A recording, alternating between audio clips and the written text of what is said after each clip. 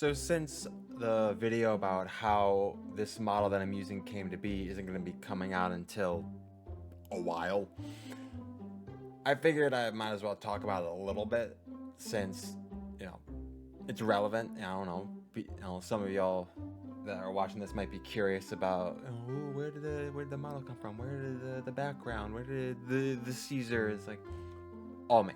Like, everything you're seeing now was made by me, and a can-do attitude. So what I'm showing, the footage I'm showing right now, is the final edited version of my journey on to making the model that I am currently piloting. So what you're seeing right now is the first of 3. So fun fact, started this in the summer of, 2023. I had to pull it up. I started this in the summer of 2023. And so yeah, it's been a while. It's been a while since I've made it. I did all 3 during that summer, and this is the first I started with. I started with a real-ish face because I figured it would make it learning from the tutorials I'd find online a lot easier, because most tutorials aren't going to be rocks. There, nobody else, at least nobody that I noticed, was making rock models. Yeah, I ended up calling him Steve. So yeah, say hello to Steve, the first VTuber model I ever rigged together. This is also using the free version of the program. I don't remember all the specific limitations from getting the full version. One of them is it does some certain limitations with the rigging itself, but as you can see with what I'm piloting, making a simple model is very, very manageable, very feasible. Steve was the starting off point. I just wanted to get like a feel for some of the controls. I wanted to start to get used to the terminology. I showed a glimmer of I try to show the people I'm referencing and stuff where I got inspired or got information from. Here, this was the crux of where it started, watching these video tutorials right here. Doesn't seem like it's finished. I haven't checked, but at the time it didn't feel finished, but it's not exhaustive. But like I say in here, it's still extremely useful. Terminology even gives some helpful advice for people that want to turn this into a career, which I don't know if I'm going to, but you never know. I might. Who knows? But yeah, this is Steve. I demonstrated him near the end here. Yeah, it came out janky, came out a little wonky. It was fun. And I still have the watermark for Live, VTube Studio. But yeah, a little wonky, but a good learning experience. So then I started getting into the next model. This is where I actually started using the rock. I had known I wanted to use this rock for my model well before I ever started actually VTubing. You seen that's me, very covered up so you can't see me. I'm using that rock image. But yeah, I had an image of this rock for a while because I knew this is, of all the rocks I found in my grandma's backyard, this is the one I was like, yes, I can put a face on this. But out of all the rocks, I don't know. It's not a large rock. It's if I were to turn this to the side, if I were able to, you'd see that it's actually a pretty flat-ish rock. But I go over more of what I've learned. I put little sticky notes in there. That's kind of inspired from the sticky notes themselves are kind of. Where are they? Where did I mention them? It's okay if you see this part. You're looking at the model right now. This video goes into much more detail. In her videos, she did sticky note stuff, for little added extra notes. So I actually kind of ripped the idea from her. I think I only did the 2 sticky notes. So, but yeah, it was a fun. I didn't do this within like a week or like a few weeks. Like this took over a month because I didn't work on this every day.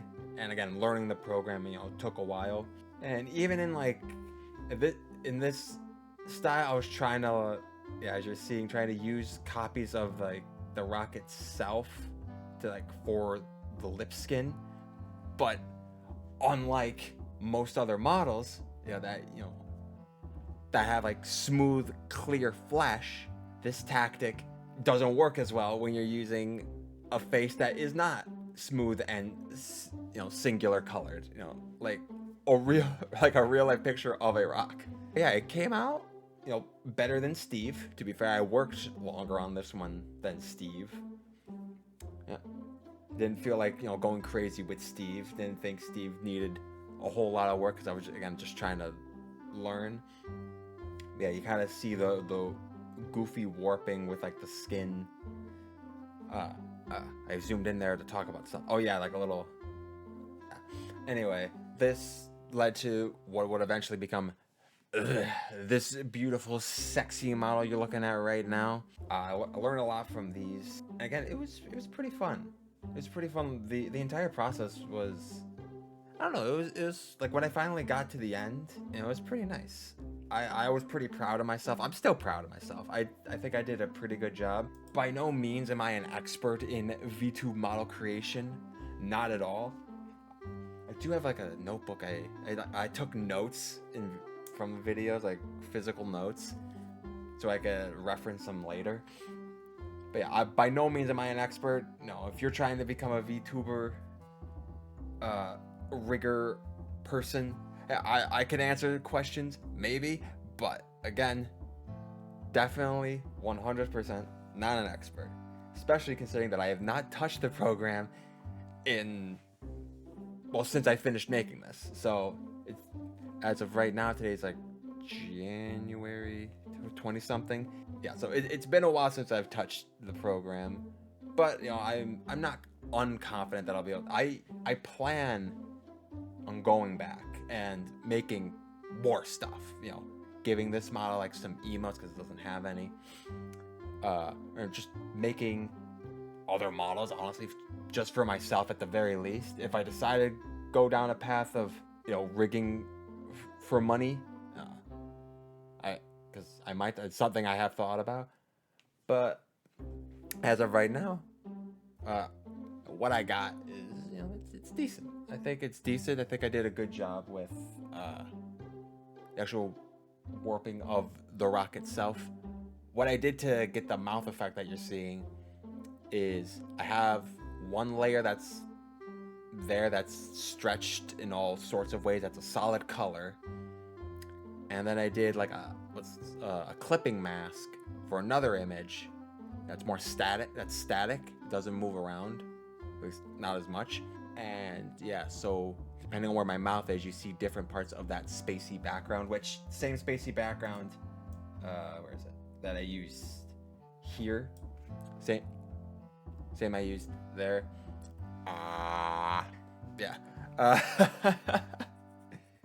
And yeah, so doing this method, I didn't have to use any sort of lip skin techniques. There's no lip skin. There's no rigged lip skin on this model. Only space.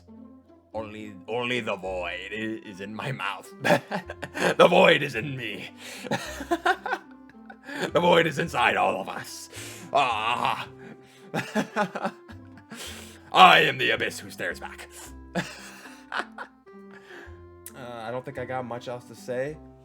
Besides any other information that would be in this video when it comes out. Don't know when that'll be, but it'll be a time. It'll be a time. Just like the Revengeance videos, it's one of 5. I'll just say the 5 big ones, the 5 big videos I wanted to make. Originally, I wanted to finish the 5 before uploading anything else, but I realized that this kind of format of videos is probably best for being consistent. Because like I think I've said in other bits, I have not finished all 5. This one I have. This specific one I have. And the Revengeance one I have, minus an intro and outro.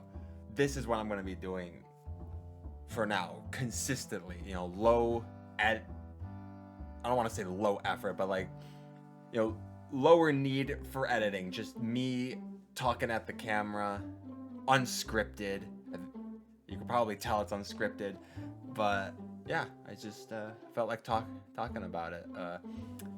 During the making of this video is when I also made the background that you're seeing. I did a little effect for the video. This I didn't. This probably I could just play it. Yeah, like the little light flickering that I did in Filmora. Oh yeah, by the way, I use Wondershare Filmora now 14 for editing. And yeah, I've had it for a while. I've had it for a while now, so I think I'm all right with it. But and with the ending of that video, I will end this video. Thanks for listening. Ciao for now.